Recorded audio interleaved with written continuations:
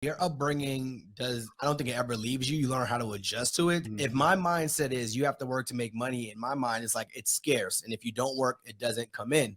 Mhm. So if she always, like Jhanilka always had money, she's like, well, money's always going to be there. So you could see just from that dynamic right there, in my mind, if we don't work, we don't get paid. And she's like, well, we always have money. It leads to the contention all the time. Yeah. And I mean, I think we're at a point now, even after paying off debt, that we were like, we can always side hustle. We can always do something to make money is how I see it, right? I'm like, even if it's not ideal how we want to do it, if push came to shove, we can always find a way to make money.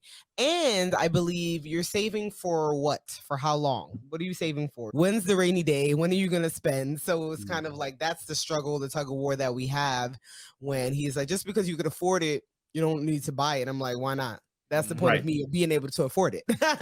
Like I worked to get here.